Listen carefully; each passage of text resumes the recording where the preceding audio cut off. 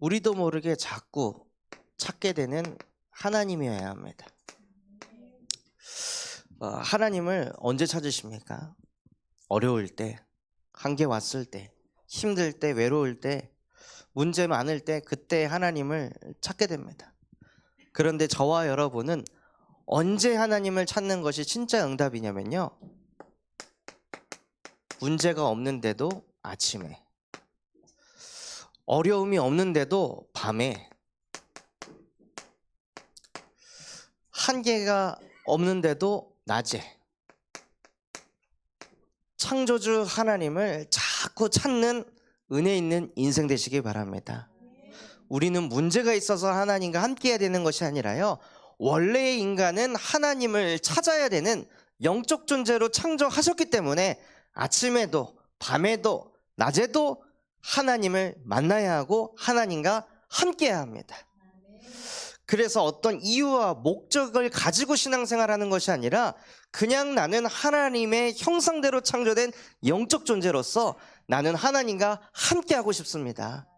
이 마음을 가지고 중심을 가지고 하나님을 찾아가는 자들에게 하나님께서 상 주시는 하나님이 되십니다. 그래서 믿음을 가지려고 막 발버둥 친 게 아닌데 그냥 매일 아침에, 매일 밤에, 매일 낮에 예수 그리스도를 통해 나는 하나님과 함께합니다 라고 계속 신앙을 고백하니 하나님께서 우리에게 무엇을 주시냐? 믿음의 상을 주십니다. 어려움이 와도, 한계 와도, 외로움이 와도 흔들리지 않는 반석과 같은 믿음을 하나님께서 우리에게 상 주시는 하나님이십니다. 또 그 믿음을 가지고 있으니 현실 문제에 허덕이고 사람의 말에 끌려다니는 것이 아니라 하나님께서 내게 주신 말씀이 그대로 성취될 것이라는 소망을 가지고 인생을 살아가게 하십니다. 늘 나밖에 모르고 내 상처밖에 모르고 내 아픔밖에 몰랐던 우리의 인생 속에 예수 그리스도의 사랑이 담겨지니 다른 영혼을 사랑할 수 있는 상까지 주십니다. 지난주에 대신방을 다녀보니까요, 하나님을 찾는 그 가정에 하나님께서 믿음, 소망, 사랑을 넘어서 또 상을 주시는 것을 보았는데 그것이 무엇이었냐면 정말 성도분의 가정이 평안해 보이시더라고요.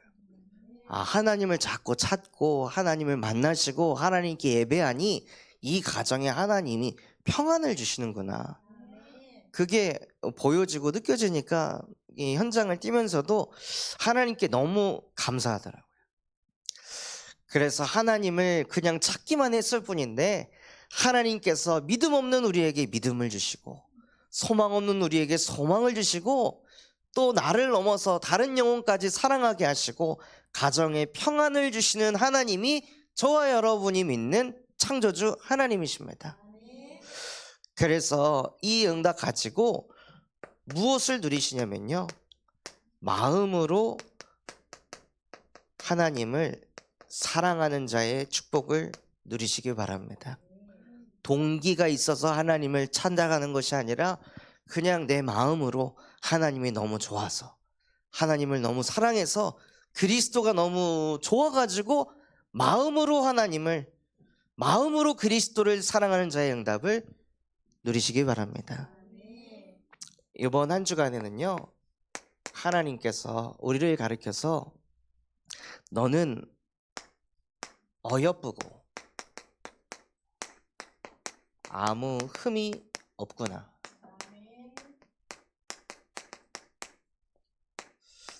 하나님께서 저와 여러분을 보실 때 어떻게 보시냐? 너는 어여쁘고 아무런 흠이 없는 존재다.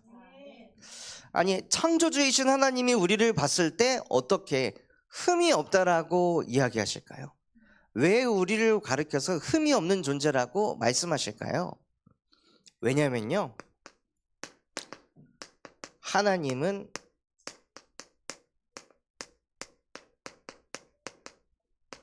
영이시기 때문입니다. 영이신 하나님께서 우리를 영적 존재로 창조하셨기 때문에 우리가 아무런 흠이 없는 것입니다. 영은 보이질 않잖아요. 보이질 않는데 어디서 우리가 흠을 잡아가지고 이건 흠이 있는 영이다, 어떻게 이렇게 증명할 수 있을까요? 보이질 않는데. 하나님께서는 영이시고 영이신 하나님이 우리를 자기의 형상으로 사람을 창조하셨기 때문에 우리는 아무런 흠이 없다라고 말씀하고 계시는 것입니다.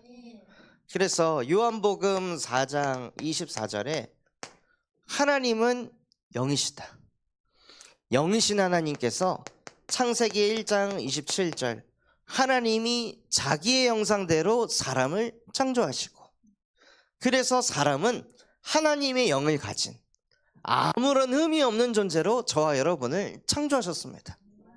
그래서 흠이 없기 때문에 우리는 하나님과 함께 할 수 있는 것입니다.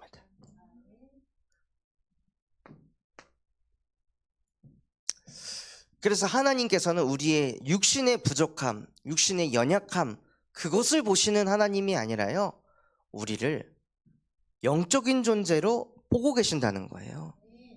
그래서 영이신 하나님이 우리와 함께 하시는 게 믿어질 때 창세기 1장 28절의 응답이 따라오게 됩니다. 모든 것을 정복할 수 있는 권세를 우리한테 주셨습니다. 그래서 빌립보서 4장 13절에 내게 능력 주시는 자 안에서 나는 모든 것 할 수 있느니라. 그래서 어려움이 와도 상관없습니다. 외로워도 상관없습니다. 실패해도 상관없습니다. 능력 주시는 자 안에서 나는 모든 것 할 수 있는 하나님의 자녀입니다. 모든 것을 정복할 수 있는 나는 정복자입니다 라고 선포하고 고백하시면서 하나님과 함께 하시는 그 축복을 누리시기 바랍니다. 그때 하나님께서 저와 여러분을 창세기 2장 10절 말씀처럼 만복의 근원으로 축복하십니다. 불신자도 어려움을 만나고 한계를 만납니다. 하나님의 자녀도 어려움을 만나고 한계를 만납니다. 그때 무엇을 하느냐가 중요한 것입니다. 그때 사람을 찾아가느냐, 그때 나를 위로해 줄 사람을 찾아가느냐, 그때 나에게 공감해 줄 사람을 찾아가느냐, 사람을 찾아가는 것이 아니라 전능하신 여호와와 함께하는 그 은혜를 누리시기 바랍니다. 그 비밀이 없기 때문에 수많은 사람들이 무너져 가고 있는데, 저와 여러분이 현장에서 그거 조금만 누려도 하나님께서 저와 여러분을 그 사람들에게 하나님과 함께하는 비밀을 전달하는 만복의 근원으로 축복하실 것입니다. 하나님이 영이셔서 저와 여러분을 이러한 영적 존재로 창조하셨는데, 이 축복을 놓치고 사니 하나님이 무슨 치유를 하셨냐면요, 영적 치유를 하신 것입니다. 눈에 보이는 그 껍데기를 바꾸고 고친 것이 아니라 하나님이 이 땅에 예수 그리스도를 보내신 것은 눈에 보이지 않는 그 영을 치유하시려고 이 땅에 여자의 후손을 보내신 것이에요. 무엇이 진짜 문제입니까? 하나님께서 우리를 보시면서 너는 어여쁘고 아무런 흠이 없는 존재야, 즉 부족하지 않고 연약하지 않고 이미 너는 모든 것을 다 가진 존재야 하고 인간을 창조하셨는데, 그 말씀에 불순종하는 거예요. 아니야, 넌 하나님이 못 돼봤잖아. 이 선악과를 먹으면 지금 너의 그 조그만 흠을 더 채울 수 있을 거야. 이 말에 얻어 걸려가지고 하나님이 나를 흠이 없이 창조하셨는데 우리도 모르게 그 말씀에 불순종을 하니까요, 육신의 눈이 밝아져서 자꾸 뭘 보게 되냐? 흠을 보게 되는 거예요. 하나님은 우리를 보면서 너는 아무런 흠이 없어라고 하는데, 우리는 우리 생각에 잡혀가지고 나는 이렇게 흠이 많은데, 나는 이렇게 부족한데, 우리 부모님은 이런데, 내 자녀는 저런데 하고 육신의 눈이 밝아져서 계속 흠만 보는 거죠. 그러니 자기 자신을 볼 때 흠이 자꾸 보이니까요. 디모데후서 3장 7절 말씀처럼 항상 배우지만 항상 자기 개발하고 항상 절제하고 발전시켜가지고 이 흠을 없애보려고 발버둥을 치지만 항상 배우나 끝내 진리에 이르지 못하느니라. 그러니 흠을 채우려고 더 공부하고 스펙 쌓고 온갖 노력을 해도 더 흠이 이상하게 더 많이 보이는 거예요. 알면 알수록, 깨달으면 깨달을수록. 한 번은 제가 청년 시절에 엄마하고 같이 시장을 보고 걸어오는 길에 어머니한테 질문을 했어요. 엄마는 나를 사랑하냐? 그러니까 엄마가 당연히 사랑하지. 그럼 내가 뭐 할 때 가장 행복한지 아냐? 글쎄 하고 이렇게 얘기하시더라고요. 그럼 거기다가 제가 하는 얘기가 엄마는 나를 사랑하는 게 아니야. 엄마는 그냥 엄마가 원하는 대로 나를 그냥 사랑하는 거지 그건 진짜 사랑이 아니야 하고 이제 엄마한테 얘기하고, 그때 당시에는 뭔가 제가 많이 깨달은 것처럼 아, 나는 이런 사랑을 자녀한테 전하지 말아야지 막 이런 생각을 했었는데요. 지금 와가지고 생각을 해보니까 지금 이제 필리비가 쪽쪽이를 떼고 잠을 자는데 잘 못 자가지고 거의 이제 나를 계속 세고 있어요. 근데 얘가 좀 커가지고 저한테 하는 말이 난 아빠처럼 안 살 거야. 난 아빠처럼 안 될 거야. 이런 얘기하면은 너무 마음이 아플 것 같은 생각이 오는 거예요. 그런데 그때 당시에 그 부모의 그 작은 흠만 쳐다볼 수밖에 없는 그 영적 상태, 저를 사랑하셔가지고 하루에 14시간씩 미싱하면서 무릎이 다 나가도록 그렇게 고통 속에서 저를 키우셨던 그 부모의 사랑은 보질 못하고 계속 그 흠만 볼 수밖에 없는 제 영적인 상태, 그래서 부모에 대한 감사, 감격이 없고 그 흠을 보고 자꾸 뭘 얘기하냐, 자꾸 흉을 보는 거예요. 안 보고 싶은데도 자꾸 이 흠이 보이니까, 연약한 게 보이고 잘못된 게 보이고 부족한 게 보이니까, 그것만 자꾸 보이니까 제 입에서 나오는 것은 자꾸 그 부모님에 대한 흉을 자꾸 말하게 되는 거예요. 아버지를 보면서도 아, 진짜 아버지는 목회에 대한 달란트가 없으시구나, 맨날 이런 것만 보고, 지금 와서는 어떻게 저렇게 변화가 없고 응답이 없는데 지속을 할 수가 있을까? 그 장점을 봐야 되는데요, 영적인 상태가 완전히 죽어 있으니까요, 뭐만 보이냐? 흠만 보이는 거예요. 저 자신을 볼 때에도 흠만 보이는 거예요. 나 자신도 흠만 보이니까 남을 볼 때에도 흠만 보이는 거죠. 그러니까 나도 모르게 흉을 보게 되고, 그 흉으로 인해 자꾸 상처가 생기고, 그로 인해 갈등이 찾아오고, 그로 인해 서로가 서로를 원망하게 되는, 그러니 자연스럽게 우울함, 분노, 짜증, 정신 문제가 올 수밖에 없는 거예요. 그러니 육신적으로도 한계를 만나게 되고 피곤하게 되고 무기력하게 되는 이 모든 흐름이 후대에게까지, 이 모든 시작이요, 어디서 왔냐? 원래 인간은 아무런 흠이 없는 영적 존재로 사람을 창조하셨는데 그거 하나 믿지 못해가지고, 그거 하나 깨닫지 못해가지고 모든 것을 육신의 눈으로 보면서 부모의 흠만 쳐다보고 자식의 흠만 쳐다보고 배우자의 흠만 쳐다보고 직장 동료의 흠만 쳐다보면서 하는 말이 감사가 아닌, 사랑이 아닌 늘 흉을 볼 수밖에 없는 그 영적 상태, 그 상태 속에 있는 우리를 치유하시기 위해서 하나님께서 요한일서 3장 8절 하나님의 아들이 나타나신 것은 아무런 흠이 없다라고 우리를 창조하신 하나님의 말씀을 믿지 못하게 하는 모든 마귀의 일을 멸하려 하심이라 하고, 그 마귀의 일을 박살내시려고 이 땅에 그리스도를 보내주셨습니다. 원래 인간은 하나님의 형상대로 창조돼서 영적인 눈을 가지고 사람을 보았는데 늘 육신의 눈을 가지고 사람의 흠만 볼 수밖에 없는 우리에게 로마서 8장 2절 그리스도 예수 안에 있는 생명의 성령의 법이 죄와 사망의 법에 있던 너를 해방하였느니라 하고 육신의 기준에서 우리를 완전히 해방시켜 주셨습니다. 항상 배우지만, 항상 자기 개발하지만 하나님과 함께가 안 돼가지고 늘 나도 모르게 불완전하고 불만족스러울 수밖에 없는 우리의 인생 속에 예수께서 길이 되시고 진리 되시고 생명 되셔서 하나님 만나 하나님과 함께하도록 만드셨습니다. 그래서 인간이 하나님 말씀에 불순종해서 찾아온 이 모든 문제들을 예수께서 십자가에 못 박혀 죽으시면서 다 끝내버리셨습니다. 그 일을 행하신 예수가 바로 우리의 그리스도이시며 살아계신 하나님의 아들이십니다.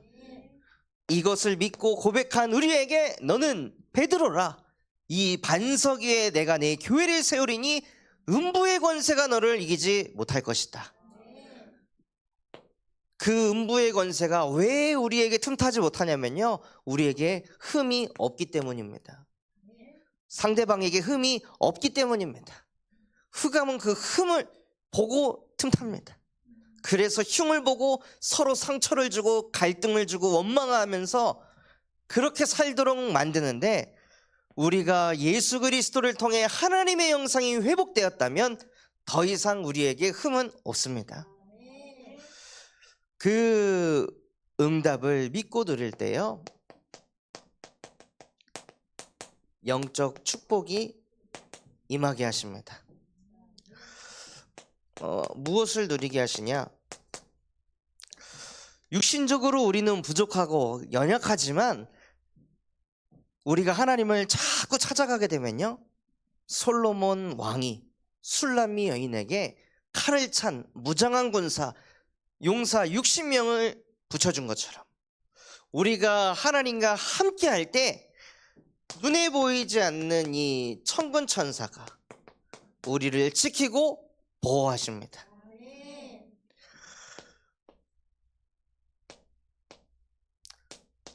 또한 어떤 축복을 주시냐면요, 아가서 3장 9절에서 10절처럼 우리에게 솔로몬의 가마를 주십니다.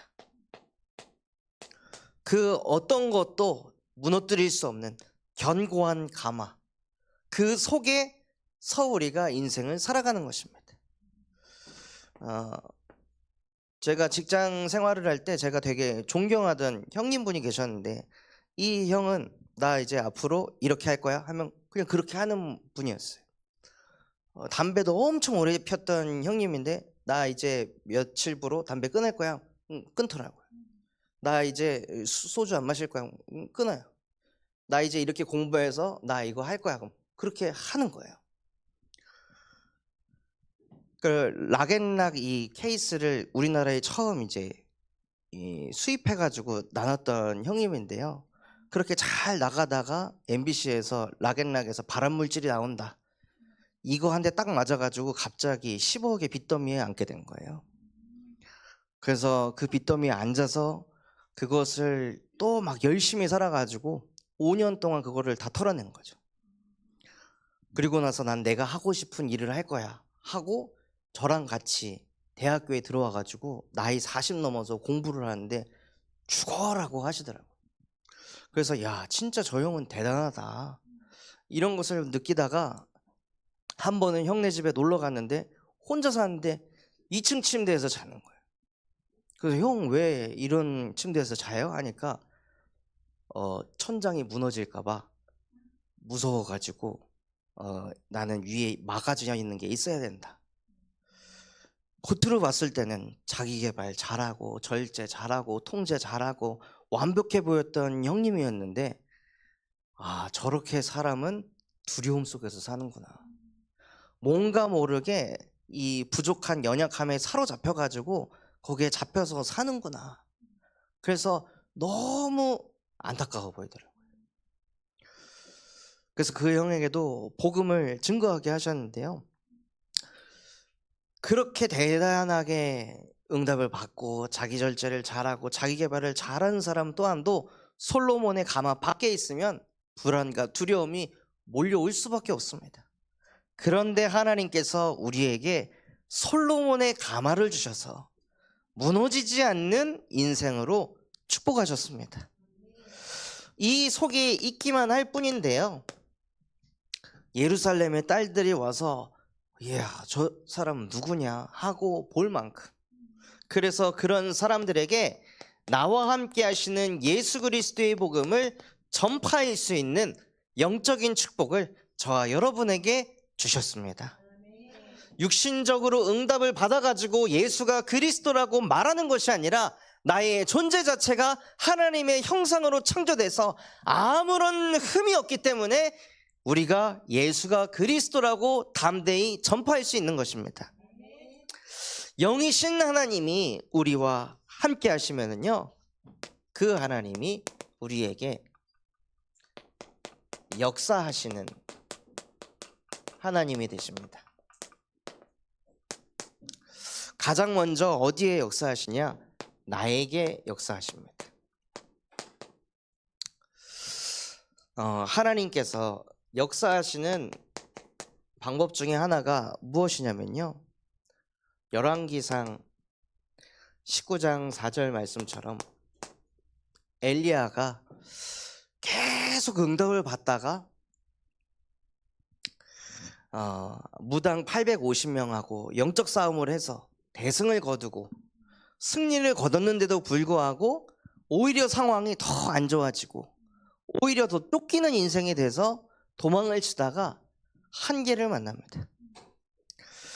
그런데 그게 하나님의 역사였습니다. 하나님께서 우리에게 언제 어떻게 역사하시냐면요, 한계를 통해서. 혹시 인생을 살아가시다가 이제 더 이상 못하겠다, 안 되겠다, 한계를 만나셨습니까? 그게 하나님이 지금 나에게 역사하고 계시는 증거일지도 모릅니다.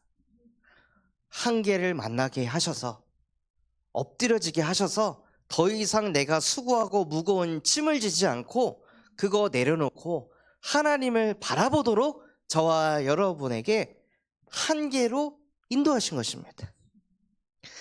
그래서 이 엘리야 또한도 하나님, 저 이제 더 이상 못하겠어요, 그냥 저 데려가 주세요. 저는 제 믿음의 조상들만큼 믿음이 없고 너무나도 연약한 사람입니다. 그러니 그냥 저 데려가 주세요 라고 할 만큼 그 시대적인 선지자 엘리야가 한계를 만나 무너졌습니다. 그렇게 한계를 만나가지고 내가 할 수 있어, 내가 조금만 더 하면 돼, 그 모든 힘이 싹 빠지고 나니까요, 그제서야 하나님께서 엘리야를 찾아오십니다. 찾아오셔서 천사를 통해 엘리야에게 먹을 것을 주시는데, 그것이 무엇이냐면 바로 하나님이 주시는 것입니다. 하나님께서 우리의 인생 속에 한계를 만나게 하셨다는 것은 내 것이 아니라 하나님의 것으로 살아가라는 전환점의 축복을 주려고 하시는 것입니다. 그래서 이 하나님이 주신 것을 가지고 하루도 걸어갈 수 없었던 엘리야가 하나님이 주신 것을 가지고 있으니 40주야를 계속 달려갈 수 있는 힘을 얻게 됐습니다. 그 힘을 가지고 있으니 하나님께서 엘리야에게 무엇을 주시냐? 엘리야는 하나님 믿는 사람이 나밖에 없는데 어떻게 이 나라를, 이 시대를 살릴 수 있겠습니까? 하고 낙심해 있는 엘리야에게 내가 바알에게 무릎 꿇지 않는 7천 제자를 준비하였노라 하고 하나님께서는 또 다른 응답을 준비하셨어요. 그래서 우리 또한도 한계 만나가지고 무너지라고 주신 것이 아니라 이제는 내가 주는 것으로 살아라. 내가 너에게 주는 그 언약의 말씀 붙잡고 살아라.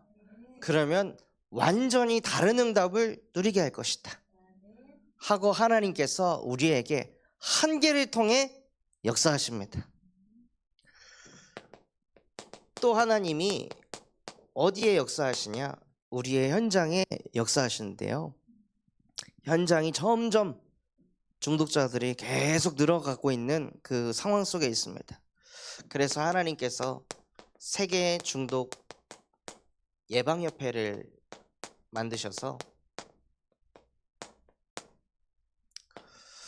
그 중독자들을 살리도록 다음 달에 초에 이 세계 중독 예방협회 지도자 과정을 새로 신설해서 인도받게 됩니다. 저도 참여해서 이 지도자들을 먼저 세팅한 후에 지도자들에게 이제 강의를 맡겨서 여기에 함께할 사람들을 훈련을 시키고 교육을 시키는 그런 이제 작업들을 이제 인도 받아갈 예정입니다. 감사하게도 이제 황 권사님 그 지인분이 한 고등학교의 이사장님이세요. 그래서 그분에게 세계 중독 예방협회에 대해서 포럼을 하고, 그래서 그 맡고 계신 고등학교 현장에도 이 중독 예방 교육을 좀 했으면 좋겠다 하니까 그 의사장님이 그런 거 필요하다. 이젠 지방도 이제 마약이 너무 많이 들어왔기 때문에 지방에 있는 아이들도 그거를 듣고 깨달아야 된다 해서 그런 이제 내용들을 교장 선생님하고 소통해서 이제 연락을 주겠다고 그렇게 말씀을 하시더라고요. 그렇기 때문에 이 지역에 군산 지부가 세워져야 됩니다. 그래서 많은 전문인 그리고 실제 그 현장에 들어가서 사역할 전도팀이 구성되도록 기도해 주시기 바랍니다. 계속 기도하고 있으니까요. 저희 교회 아닌 다른 약사분, 캐나다 출신의 그 약사분하고 저하고 또 이렇게 여기 중독예방협회 이사장님께서 또 연결을 시켜주셔가지고 군산에서 한 팀을 이루도록 또 이렇게 팀을 구성해 주셨습니다. 그래서 진짜 이 군산 지부를 통해서 저희가 교도소 현장도 가고 뭐 소년원 현장도 가지만 학교 현장도 들어가서 아이들이 진짜 이 마약을 접하기 이전에 왜 그것을 하지 않아야 되는지, 또 할 수밖에 없는 상태는 어떤 상태인지 그런 메시지를 전달할 수 있도록 기도해 주시기 바랍니다. 지금 대신방이 있습니다. 대신방을 통해서 각 가정에 미션을 전달하고 있는데요. 저도 이제 신방 사역을 하고 난 이후에 그 가정에 어떤 미션을 전달했는지 저도 따로 다 기록을 하고 그곳을 두고 기도하고 있습니다. 그래서 우리 모든 성도분들에게 전달된 그 미션을 붙잡고 인도받으면서 올 한 해 복음을 전하여 많은 사람을 제자로 삼는 그 말씀을 성취시키는 대신방 되도록 기도해 주시기 바랍니다. 또 하나님께서 어디에 역사하시냐? 후대에게 역사하십니다. 다음 달 이제 3월 초에 계속 기도하고 있었던 바티전 선교원이 개원을 하게 됩니다. 이것을 앞두고 안양의 동북교회 어린이집 원장님을 만나 뵀는데요. 29년 원장을 하셨다 하시더라고요. 그러니까 얼마나 많은 이 일들과 또 사건들을 보셨겠어요. 그런데 제 마음에 정말 많이 와닿았던 것은 바로 옆에 대형 교회에서 큰 유치원을 만들어서 건물을 올리고 그 1층부터 3층까지 인테리어 최신식으로 하고 스펙 좋은 선생님들 뽑아가지고 했는데 3년 지나서 무너졌다는 거예요. 그렇게 많은 자본을 들였는데. 왜냐하면 문제가 오고 어려움이 왔을 때 자본이 막아주는 게 아니고 좋은 스펙 좋은 선생님들이 막아주는 것이 아니라 그 문제 앞에서 어려움 앞에서 흔들리지 않는 반석과 같은 믿음 가진 그 한 사람이 없으니까 무너지는 거예요. 그래서 진짜 이 바티잔 성교원을 두고 기도해 주실 게 많은 게 없어도 정말로 성교원을 꾸리는 효은 사모님과 또 우리 교사진들이 어떤 상황에도 흔들리지 않는 믿음을 가지고 끝까지 지속할 수 있는 힘을 주시옵소서. 그 힘이 있어야 후대에게 그게 전달이 됩니다. 후대 또한도 공부를 잘하게 만드는 게 중요한 게 아니라요, 인성 바르게 하는 것이 중요한 게 아니라 이 아이들이 어디를 가도 무슨 일을 만나도 어떤 사람을 만나도 흔들리지 않고 무너지지 않는 믿음을 가진 렘넌트로 키워야 되는 것입니다. 그래서 정말 이 바티잔 성교원에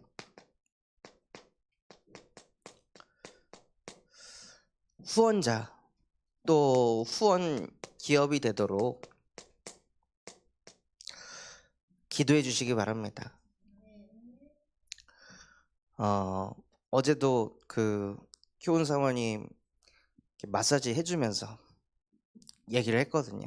성교원이 없으면 그냥 없는 대로, 저기 여수에서도 처음 RSS라는 방과후 시스템을 시작할 때요, 책상하고 의자만 가지고 했어요.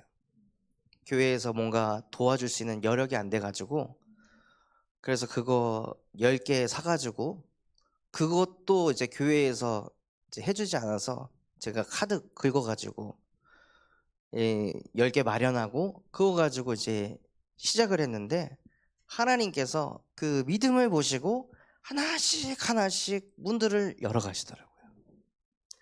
그래서 선교원 또한도 하나님이 은혜 주신 대로, 사무엘이 좋은 환경에 있었기 때문에 사무엘이 됐던 것이 아닙니다.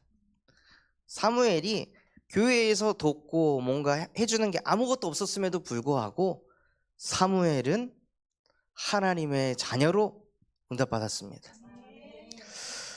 그래서 정말 이 바티전 성교원을 두고 정말 내가 렘넌트 사할리는 후원자로, 또 우리의 기업이 이 성교원 세우는 후원 기업이 되도록 기도해 주시기 바랍니다.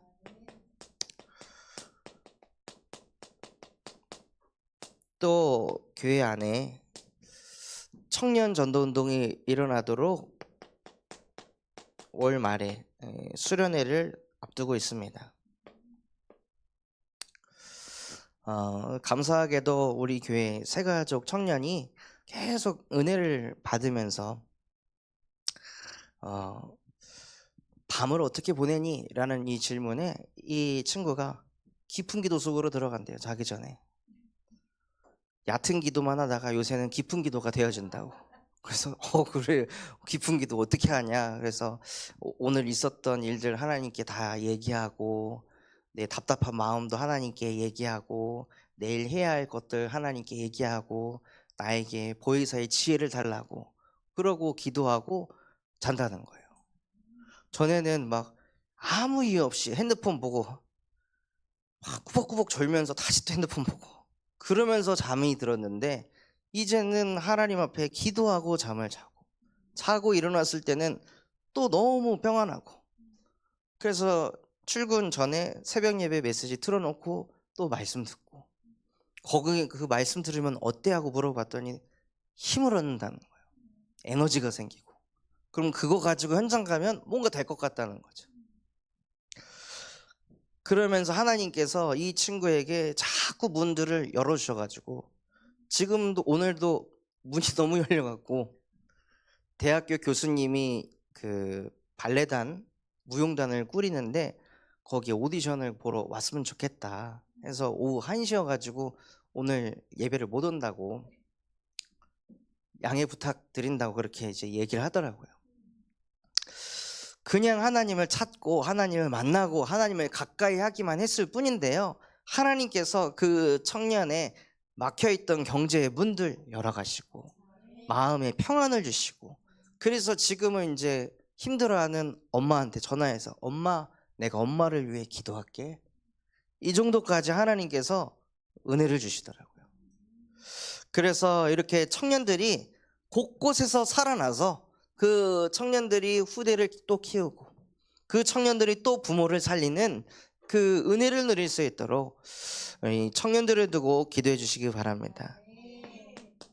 또 저희 교회에 주일학교 시스템을 하나님께서 세우셔서 작은 교회이지만 태영아 유아부, 유초등부, 중고등부, 대학 청년부, 사실 전 계층이 다 있습니다.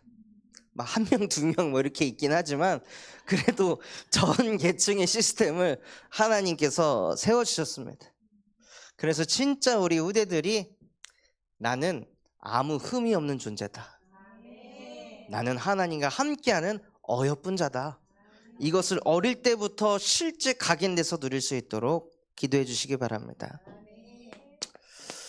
이번 주에 너는 어여쁘고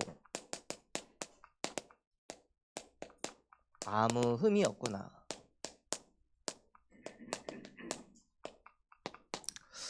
말씀하셨는데요. 하나님께서는 우리를 보실 때 모든 것이 사랑스러운 존재로,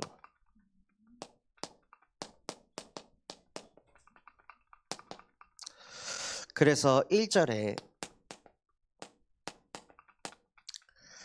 내 눈이 비둘기 같고 네 머리털은 길르앗 산기슭에 둔 염소떼 같구나 하고, 눈을 봐도 사랑스럽고 머리카락을 봐도 사랑스러운 존재로 보신다는 거예요. 3절에 보면 네 입술 또 네 뺨이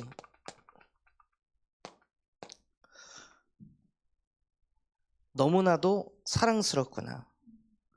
그리고 4절에 목과 신체가 너무나도 사랑스럽다고 하나님께서 말씀하고 계십니다. 그냥 우리의 영혼이 아무런 흠이 없고 너무 사랑스러운 존재로 보이니까요, 눈을 보건 머리털을 보건 입술을 보건 뺨을 보건 목을 보건 가슴을 보건 무엇을 보든지 간에 다 그냥 이뻐 보이고 사랑스러운 존재로 보여지는 거예요.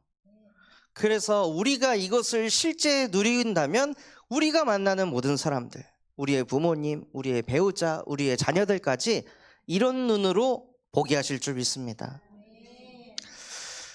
그리고 아가서에 보면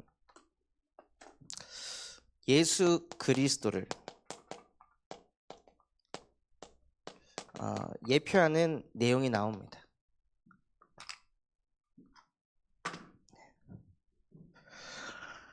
이 아가서의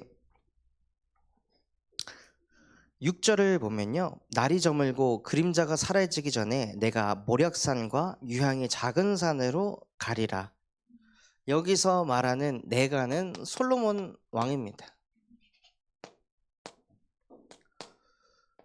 솔로몬 왕이 날이 저물기 전에, 그림자가 드리우기 전에, 네 인생에 흑암이 덮이기 이전에 무엇을 하겠다고 했냐면요, 6절에 내가 모략의 산을 갈 것이다. 그런데 동방박사 세 사람이 예수님이 탄생하셨을 때 뭘 가지고 갔죠? 모략을 가지고 갔어요. 모략은 시체를 염할 때 사용하는 것입니다. 그래서 그 죽고 부활하신 예수 그리스도를, 그분을 선지자로 여길 때 모략을 드리는 거예요. 그리고 6절에 보면 유향의 산으로 가겠다고 이야기합니다. 동방박사 세 사람이 모략과 유향도 가지고 갔죠. 유향을 가지고 가서 그 향을 드리면서 하나님께 제사를 드리는, 그래서 제사장의 일을. 그리고 동방박사 세 사람이 또 하나 황금을 가지고 갔는데 그 황금은 왕을 상징하는 것입니다. 그래서 솔로몬 왕이 모략과 유향산으로 간다는 것은 너희에게 흑암이 덮일 때, 그림자가 드리우기 이전에 그 어둠이 덮치기 이전에 이 예수 그리스도의 삼중직을 가지고 내가 너에게 찾아가겠다 하고 하나님께서 말씀하고 계시는 내용입니다. 그리고 하나님은 우리를 아무 흠이 없는 존재로 여기시는데요. 8절에 보면 내 신부야 너는 레바논에서부터 나와 함께하고 레바논에서부터 나와 함께 가자. 아마나와 스닐과 헤르몬 꼭대기에서 사자굴과 표범산에서 내려오너라. 그 레바논 지역에 있는 아바나, 스닐, 헤르몬 꼭대기, 산 꼭대기에서 있으니 얼마나 인생이 불안하고 무서울까요? 사자굴 속에 표범산에서 있으니 얼마나 내가 죽음의 위협이, 생명의 위협이 끊임없이 몰려올까요? 그러니 하나님께서 그 불안과 두려움에서 이제는 내려와라.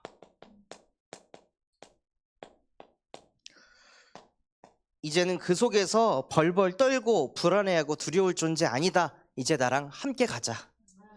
거기서 더 이상 살지 마라. 사자굴에서 또 표범산에서 더 이상 불안하고 무서워하는 그 인생 살지 말고 내려와라.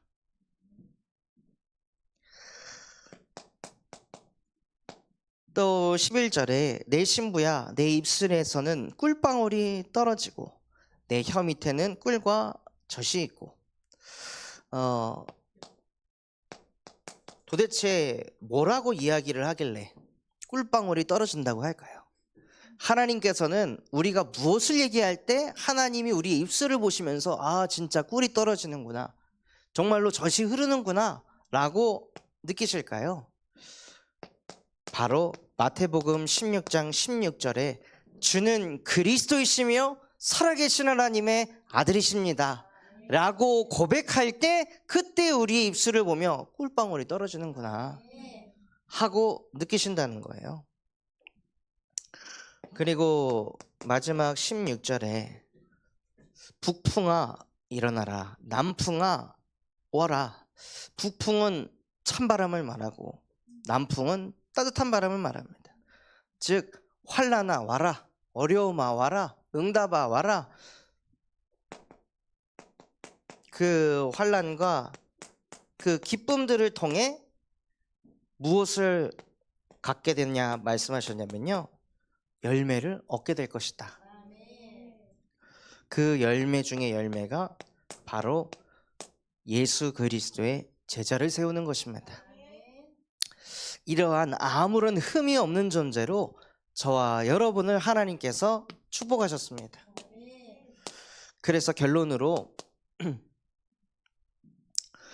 고린도전서 4장 5절에 보면요, 하나님께서 뭐라고 말씀하셨냐면 주께서 오시기 전까지, 예수 그리스도께서 재림하시기 전까지 너희는 아무것도